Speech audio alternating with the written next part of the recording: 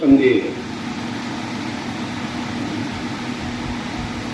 तभी जामवंत जी ने कहा, पवन तने बल पवन समाना, का चुप साधे हो बलवाना। और हनुमान जी शांत रहे, कुछ नहीं बोले। उन्होंने कहा, कौन सो काज कठिन जग माहू, जो नहीं हो ताक तुम पाई। ऐसा कौन सा काम संसार में है हनुमान जी जो आप नहीं कर सकते। इसमें भी हनुमान जी चुप रहे, क्योंकि ये हनुमान जी की प्रशंसा थी और हनुमान जी प्रशंसा की भूखी थी नहीं। फिर अंत में कहा, राम काज लग तू अवतारा। आपका जो अवतार हुआ है वो राम काज के लिए हुआ है। जहां इतना उन्होंने सुना कि राम काज लग तू अवतारा, सुनते भयो भूल गए। हम राम काज में भूलना चाहिए हमको, और हम अपने काज में भूलते हैं और राम काज को भूलते हैं, इसीलिए तकलीफ में। राम काज लग तू अवतारा, तो सुनता है भय पर्वता का। अब कहते हैं तो क्या करना चाहिए। जामवंत मैं पूछो तो हूँ, मुझे सखावन दीजिए मुँह। देखो कह रहे मैं जो है पूरा पर्वत, बिल्कुल पर्वत उखाड़ा और लाके समुद्र पूरे नहीं, इतना करो ताप तुम पाई और सीता सुनाई। सीता जी का पता लगाकर आप आइए। देखिए, पहला हनुमान जी के जीवन से कुछ बात सीखने लायक। पहली बात कि अपने काम में नहीं, भगवान के काम में हमको मग्न होना चाहिए, भूलना चाहिए। और हम सब क्या कर रहे हैं, अपने कार्य में मग्न हैं। दूसरा, अस कह नाय सबन कह माथा। उनकी ब्रह्मता देखिए, उनसे छोटे लोग थे और छोटे लोग थे, बड़े लोग थे, लेकिन सभी को मस्तक दबाकर चले। ये उनका ब्रह्मता है। अस कहना है सबन कह माता और चले हरसिया लगना।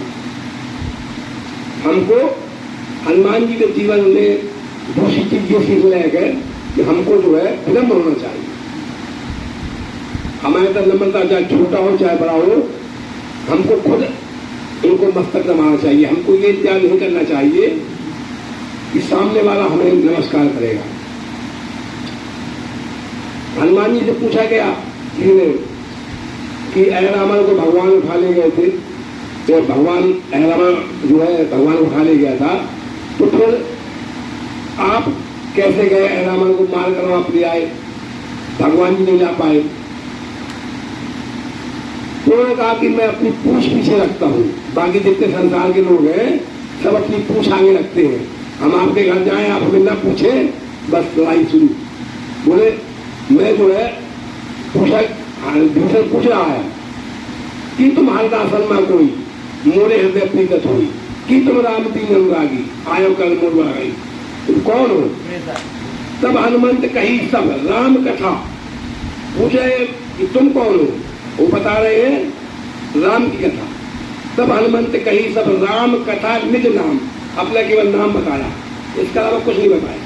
हिमालय का पुत्र हूँ, मैंने बचपन में सूर्य भगवान को निकल लिया है, मैंने ये कर लिया, कुछ नहीं बताया। केवल क्या बताया, तब हनुमंत कही सब राम कथा निज नाम।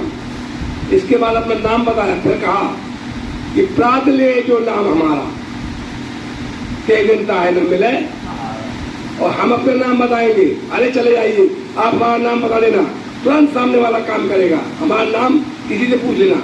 हम अपने नाम की पढ़ाई में परेशान हैं। और हनुमान जी क्या कर रहे हैं कि अपने नाम तो बताते हैं, लेकिन नाम के साथ साथ नाम के अवगुण बता रहे हैं।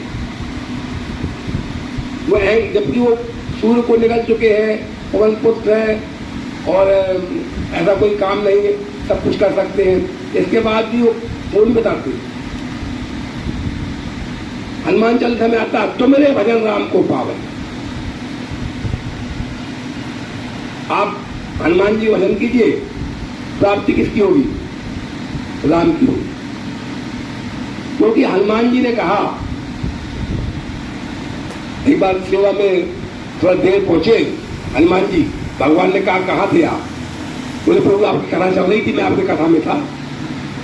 बोले अच्छा। तो बोले ठीक है हनुमान जी, तो हमारी कथा में बोले जहां आपकी कथा होती है प्रभु मैं वहीं रहता हूँ, राम कथा सुनने को।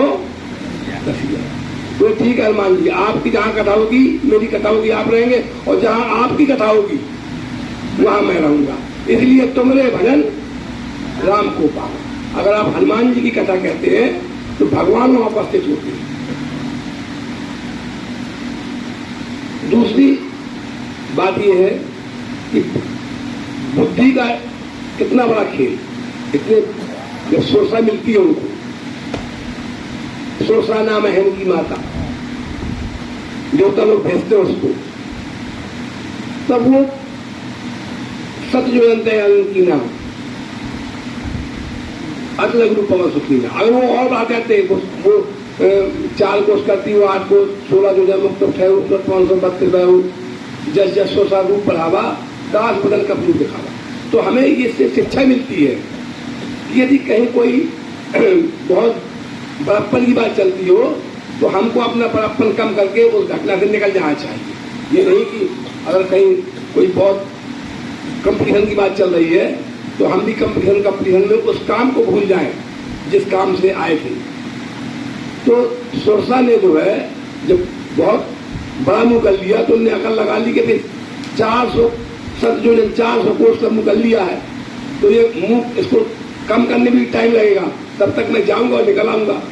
क्योंकि यदि आपने बड़ा मुंह कर लिया है 400 कोष का मतलब हो गया यहाँ से बम्बई तक का मुंह, तो उन्होंने कहा इतना बड़ा मुंह हो गया तो मैं चला जाऊँ और निकल आऊँ, तो जो है इसको मुंह दबाने में भी टाइम लगेगा। तो बुद्धि का प्रयोग, बुद्धिमान व्यक्ति अगर हमेशा अकड़ में रहेगा, कभी कभी छोटा बनने में फायदा है।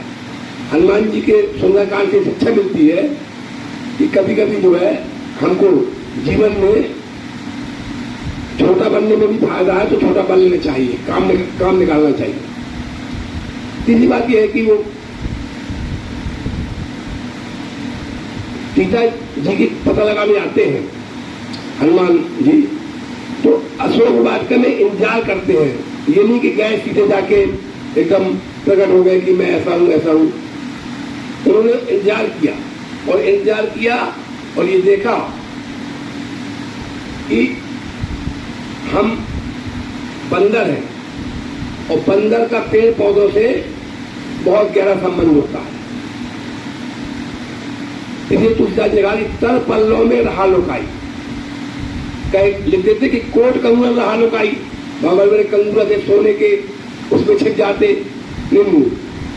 उनने अपने लाइन का आदमी देखा, अपने समाज का आदमी देखा, अपने जिससे हम खेले जिस संग रहे हैं, तो उनका अगर वो है तो पहले उसका ध्यान देना चाहिए। अगर हम कहीं जाते हैं, बड़े हो जाते हैं, किसी काम जाते हैं और अगर वहाँ हमें अपना कोई मिलता तो उससे पहले मित्रता करनी चाहिए, उसकी उपेक्षा नहीं करना चाहिए कि सोने के कंगूरा तो सोने के कंगूरा में छिप जाए, नहीं, तर पल्लों में रहा लोकाई। और करो विचार करो का भाई, विचार करना चाहिए, बिना विचारे जो करें सो पाछे पर।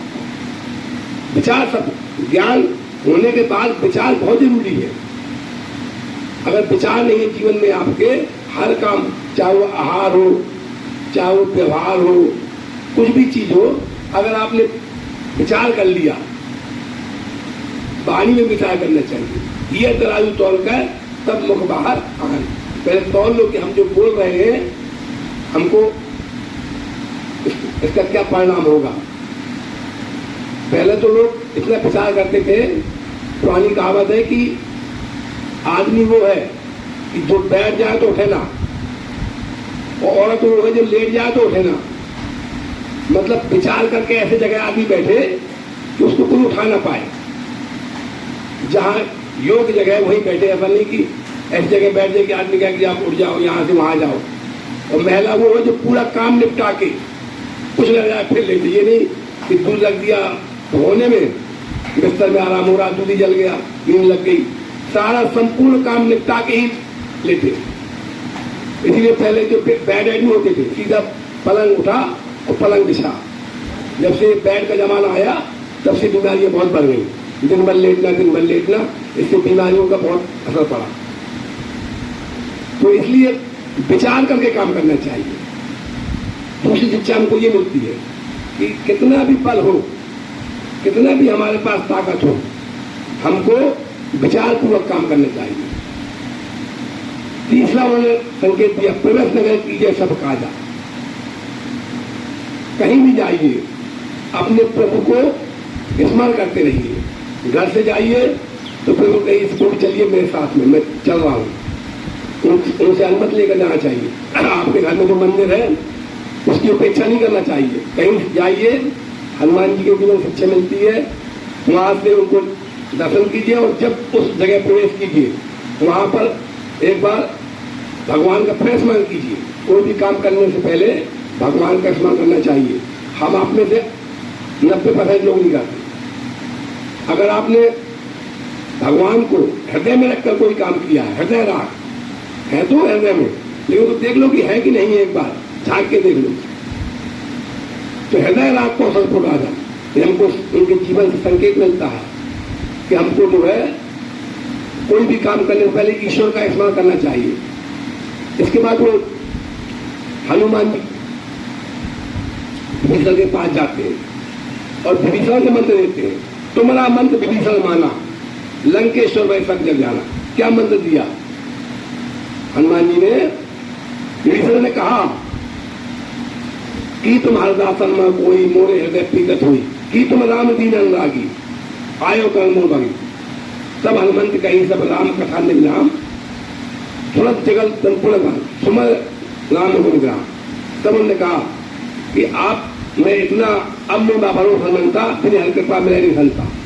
उनका आपको भरोसा तो हो गया, लेकिन आप सेवक तो कहते हैं कि मैं सेवक हूं भगवान का, लेकिन आप भगवान का काम नहीं कर रहे थे। अशोक वाटिका में सीता जी है, आप लंका में रहते, आपने विरोध नहीं किया, राम उठा के ले आया, आपने कोई विरोध नहीं किया। हम जिस जगह रहते हैं अगर कुछ गलत हो रहा है तो बुद्धिमान व्यक्ति को उसका विरोध करना चाहिए था संभव। बोले आपने विरोध नहीं किया, समाज में गलत होता रहे और हम विरोध न करें, माला लेकर केवल जाप करते रहे, भगवान इससे खुश नहीं होंगे। सेवक जो सो करे सेवकाई, वो है सेवक, जो सेवा करे वो सेवक है। फिर विभीषण जी को समझ में आया, उसके बाद विभीषण जी ने दोनों बार विरोध किया। जब रावण ने भगवान हनुमान जी को मारना चाहा, तय अवसर रावण पे आवा, जब उन्हें मारना चाहा तो उन्होंने कहा कि नीति विरोध न मारिए जूता, कान गंध कछ करी गुसाई, इसको मारिए मत। पहली बार जिंदगी में विभीषण ने रावण के विरुद्ध शब्द कहा, और दोबारा जब कहा कि तुम भगवान के शरण में चले जाओ, तब जो है उन्हें लात मारी रावण ने। तो अगर हनुमान जी का मंत्र न माना होता और विरोध न किया होता तो लंकेश्वर नहीं हो पाता, वो रावण के साथ रहता और मारे जाते वो भी, जब सब मर रहे तो वो भी मरते। तो हमको भगवान का भक्त होना है, लेकिन अगर कहीं कोई काम हो रहा है, गलत काम हो रहा है, देखिए दोनों उदाहरण, गलत काम हो रहा था, सीता जी को रावण ले जा रहा था, जटायु की ताकत नहीं थी रावण से लड़ने की, लेकिन रावण से वो लड़ा, मारा गया। पूरे चारों पे 6 शास्त्र में ऐसा कोई उदाहरण नहीं है कि मनुष्य के अलावा किसी व्यक्ति को मुक्ति मिली हो, लेकिन धीर हमें से भोगी और गति पाई जो जातक जोगी। तो और उसी दूसरी तरफ वो थे भीष्म पितामह, जो ज्ञान वाले थे, बुद्धि वाले थे, बहुत बलशाली थे, लेकिन उनके सामने द्रौपदी का चीहां होता रहा, उन्होंने कुछ नहीं कहा, तो उनको बाणों की सजा मिली 6 महीने तक। और गीत को ताकि क्रिया यथोचित निज कर की नीरा, भगवान ने अपने हाथ से गीत की अंतिम क्रिया की। तो ये परिणाम होता है कि हमको हमेशा अगर नहीं कर सकते थे कि भले उसने मर गया वो जीत, आज हमारे भगवान ने उसकी क्रिया की और उसको मुक्ति मिली, तो हमको यदि समाज में कोई गलत काम हो रहा है तो हनुमान जी के उससे हमको शिक्षा मिलती है कि हमको उसका विरोध करना चाहिए। श्री रामचंद्र की